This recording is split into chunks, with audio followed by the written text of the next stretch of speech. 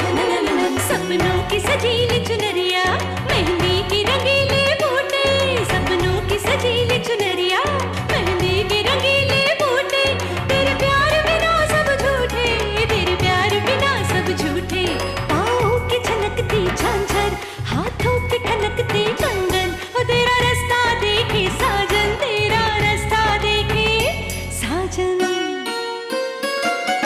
मेरी बाहों में हर पल बहारों के मौसम है, बूंद ना बादल कोई फिर क्यों आँखें नम है, तेरे सिंदूर की लाली अब नहीं मिटने वाली, कह रही हर धड़कन सात जन्मों तक साजन। बनूं मैं तेरी दुल्हन, बनूं मैं तेरी दुल्हन, बनूं मैं तेरी दुल्हन, बनूं मैं तेरी दुल्हन। बाहर निकलो तुम दोनों, अब इस घर में तुम दोनों के लिए कोई जगह नहीं है। उठो विद्या, उठो विद्या। विद्या हमारे घर की होने वाली दुल्हन है, तुम्हारे लिए छोटी ठकुराइन। हम और ठाकुर साहब तुम्हें कुछ बताना चाहते हैं, इसलिए ठाकुर साहब ने तुम्हारे लिए चिट्ठी दी है।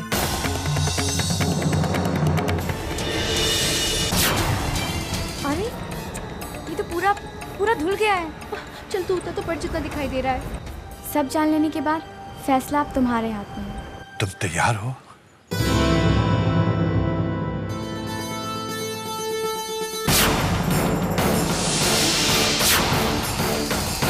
आप यहां?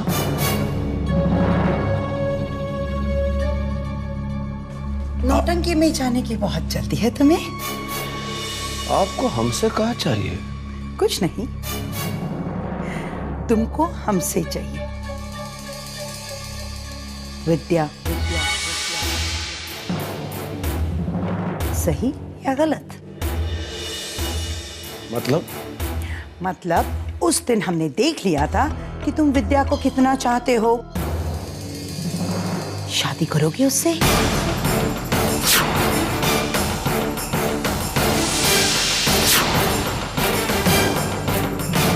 अरे हाँ हाँ बिल्कुल करेंगे। पीछे तो नहीं हटोगे? अरे चाची, एक बार हम आगे कदम उठा देना तो पीछे नहीं हटेंगे और ना किसी को हटने देंगे। हाँ बस मैं तो समझ गई थी कि ये तुम्हारी खासियत है, इसलिए तो मैं यहाँ आई हूँ। ये लो शगुन। चल प्रणाम चाचा जी। खुश रहो बेटा। यानी कि आप सब हमारे ब्याह के लिए तैयार हैं का? हाँ। और विद्या? वो भी, और उसकी माँ भी। क्या? हाँ, उस रात जो हुआ उसके बाद विद्या का हाथ तुम्हारे अलावा कौन थामेगा? अच्छा हाँ। अगर ऐसी बात है तो कौशल्या काकी खुद क्यों नहीं आई ये सगुन लेकर? बहुत सवाल करते हो। फिर भी सुनो, तुमको तो पता है कि तुम्हारी होने वाली सास बीमार रहती है, सो अब भी है और विद्या उसकी सेवा में लगी है। अच्छा अच्छा अच्छा, ये लो। अरे वैसे हम सब जा ही रहे थे शहर शादी की तैयारी करने के लिए है? लेकिन अगर आप कहती है तो हम रुक जाते। अरे नहीं नहीं, बिल्कुल नहीं, बिल्कुल जाओ, पूरी तैयारी करो, लेकिन 1-2 दिन में जरूर लौट आना। हाँ। शादी है ना तुम्हारी, और शादी में इतनी धूमधाम से करेंगे कि सारा गांव देखता रहेगा।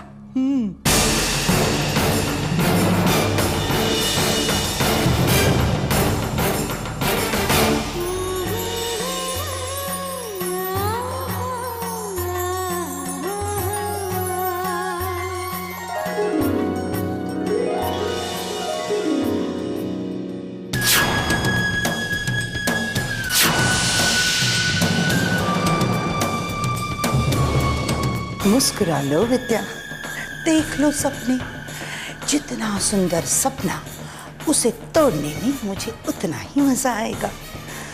तूने मेरी बेटी का वर छीना है, अब तुझसे और तेरी माँ से तुम्हारा हर सुख, हर खुशी मैं कैसे छीनती हूँ, देखती जाना।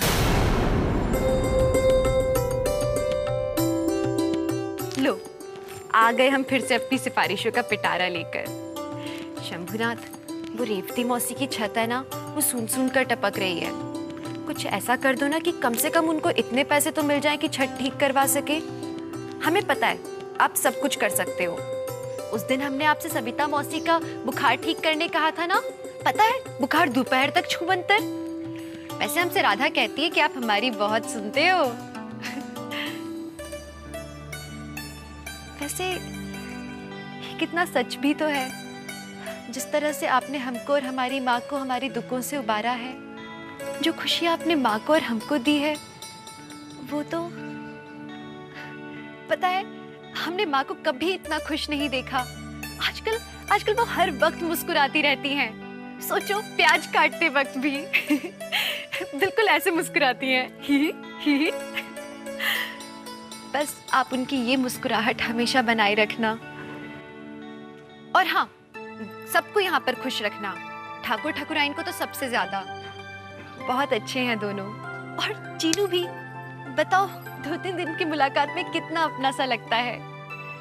और हाँ, शंभुनाथ वो शालू है ना, उसके लिए जल्दी से एक अच्छा सा वर दिलवा दो तो बात बन जाए। और हाँ, उन्हें ना वो जो है ना, वो उन्हें भी बहुत खुश रखना। ये उन्हें कौन है बच्चा?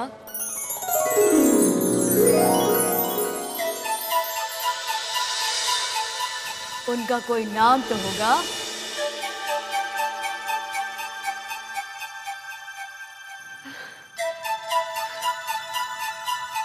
शंभुनाथ। शंभुनाथ तो हम है बच्चा। हम तो उन्हीं का नाम पूछ रहे हैं। कौन है वो जिसका नाम तुम्हारी जुबान पर आते ही तुम्हारे होठ कांपने लगते हैं? अब शंभुनाथ, अब आप तो उन्हें जानते हैं शंभुनाथ। सागर, यही नाम है ना उसका? हमें सब पता है बच्चा। उसने तुम्हारे दिल के तार छेड़ दिए हैं, है ना? बोलो। अरे बोलती क्यों नहीं? ये आवाज तो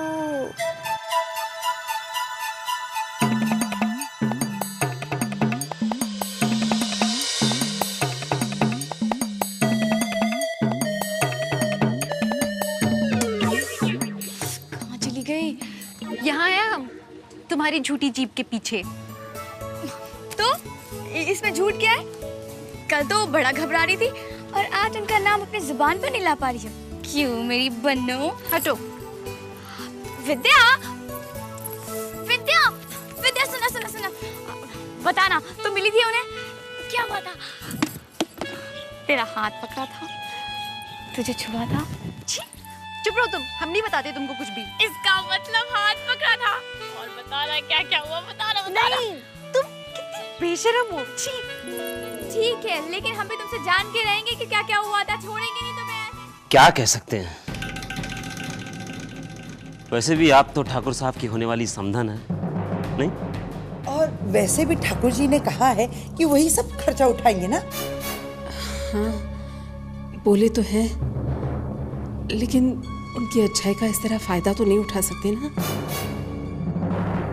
हमें छोटे ठाकुर को कुछ तो देना ही होगा। और फिर विद्या को भी तो खाली हाथ विदा नहीं कर सकते हम।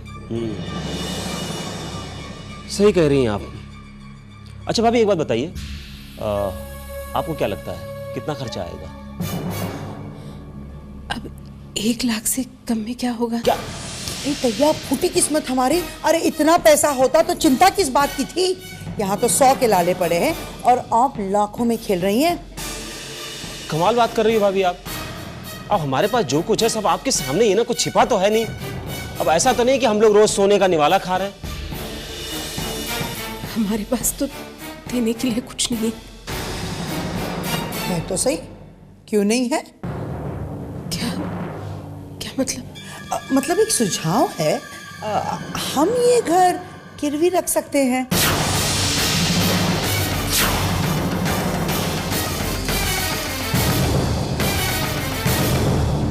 इस घर को गिरवी?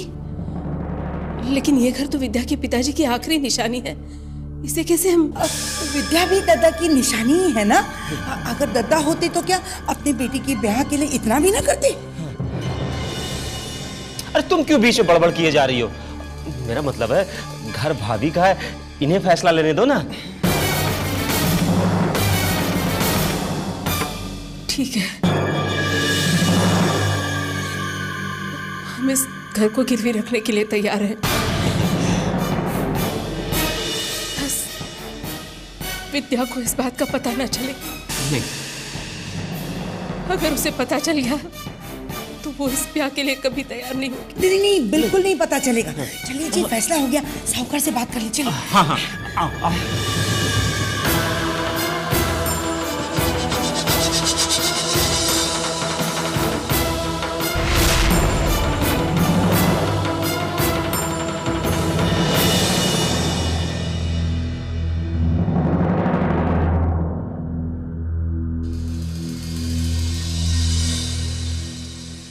लो, हम अभी शंभुनाथ से कहकर आ रहे हैं कि हमारी माँ पूरे वक्त मुस्कुराती रहती है, और तुम यहाँ? क्या हुआ है माँ? नहीं, कुछ भी तो नहीं। हाँ हाँ, छुपा लो हमसे, जैसे कि हमें तो कुछ समझ में ही नहीं आता है ना? क्या हुआ है माँ, बताओ ना। जिनकी बेटियां विदा होने वाली होती है ना, उनकी आंखों में रह रह के आंसू आ ही जाते हैं।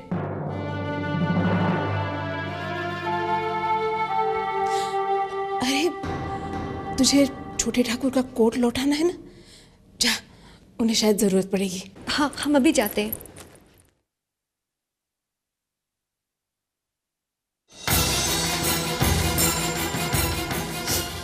शंभुनाथ, बस सब कुछ बिना रुकावट के हो जाए, और विद्या को इस बात का कभी पता न चले कि अगर तुम जानती हो कि हमारे पास बिल्कुल समय नहीं है। तुम जानती हो कि अगर उन्हें यह पता चल गया कि सागर का ब्याह होने वाला है तो क्या होगा। पहले आप शांत हो जाइए और आराम से यहाँ बैठिए।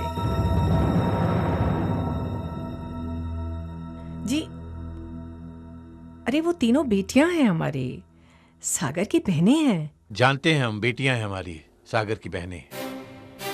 लेकिन क्या तुम उन बहनों का सच नहीं जानती? और क्या तुम ये भी नहीं जानती कि इधर हमने आंखें मूंदी नहीं, उधर वो तुम्हारे साथ क्या करेंगे? तुमने तो उन्हें प्यार करने में कभी कोई कसर नहीं छोड़ी, लेकिन उन्होंने तुम्हें और सागर को कभी अपना नहीं माना, हमेशा सौतेला समझा। जी कोई बात नहीं, हमें इस बात का कोई दुख नहीं है। लेकिन हमें है, दुख भी और दर्द भी। इसीलिए सब कुछ अपनी आंखों के सामने होते हुए देखना चाहते हैं। तुम बाजार जाओ और करो तैयारी, ये ब्याह जल्द से जल्द होगा। जी प्रणाम। हम ये लौटाने आए थे, उनका जैकेट। बहुत सही समय पे आई हो। जरा समझाओ ठाकुराइन को कि जिस घर में थोड़े दिन बाद ब्याह होने वाला हो, वहां भागदौड़ तो करनी पड़ती है।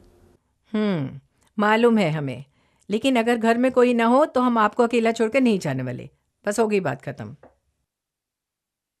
अरे चीनू और सागर तो पहले ही से बाहर गए हुए हैं, अगर हम भी चले जाएंगे तो आपका ख्याल कौन रखेगा?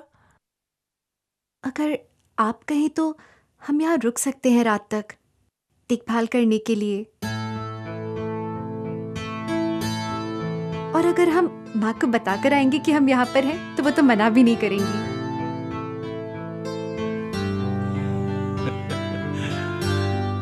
लीजिए, अब क्या शंका रह गई?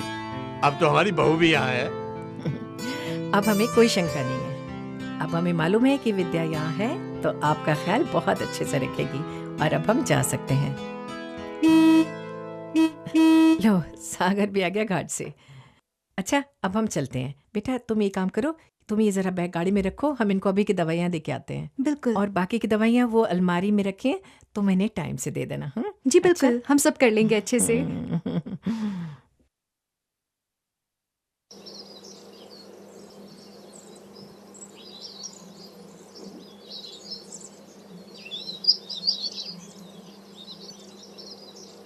My jacket.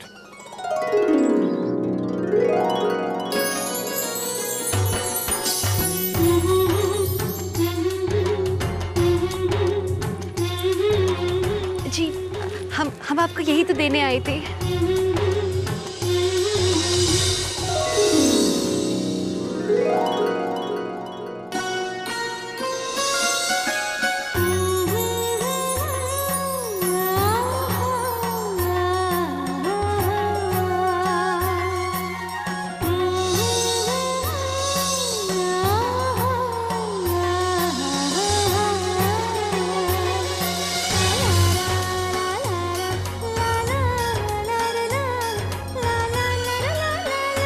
लो, खुल गया।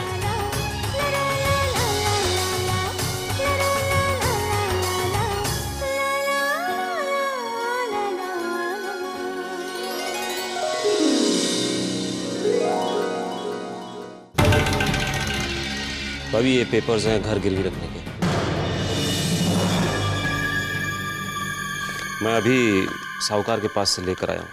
ये यहाँ अंगूठा लगा दो, लगा दो। तुम पढ़े हो कागज? हाँ भाभी, अब कैसी बात कर रही हैं? बिना पढ़े हम आपसे अंगूठा लगवाएंगे? क्या भाभी, आपको हम पर भरोसा नहीं है क्या? आप कहें तो हम किसी को बुलवा देते, उससे पढ़वा लीजिए। नहीं नहीं, हमने तो ऐसे ही पूछा। लगाइए ना अंगूठा।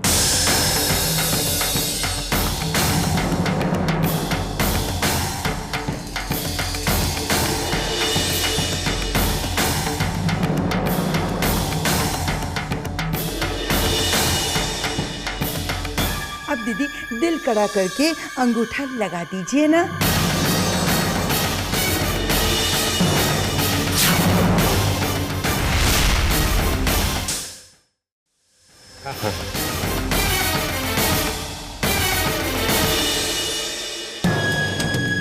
बहुत बढ़िया। अब ब्याह हो कि ना हो, हमें तो हमारा शगुन मिल गया। जेठ जी की आखिरी निशानी।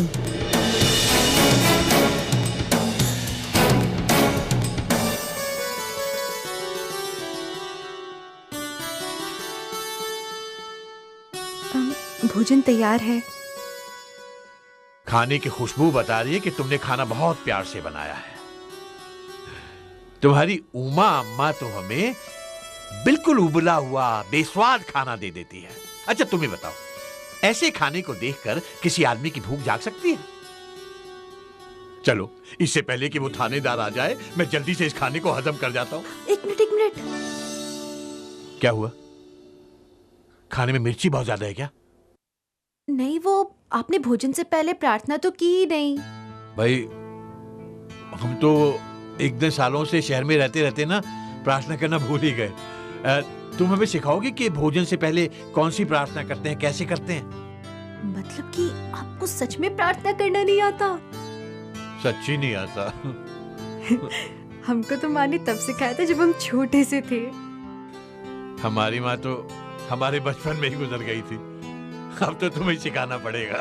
तो फिर ठीक है, आप ऐसे हाथ जोड़िए। ये लो। हे शंभुनाथ, ये भोजन जो आपने हमें प्रदान किया है, ये भोजन जो हमें शक्ति देता है, ये अन्न जिसने हमें छोटे से इतना बड़ा किया, इस अन्न को हम आपको समर्पित करते हैं। अब आप भोजन कर सकते हैं।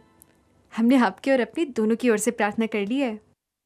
पता है, हमारी माँ कहती है कि अगर भोजन को भगवान का प्रसाद मानकर ग्रहण किया जाए तो भोजन और स्वादिष्ट हो जाता है।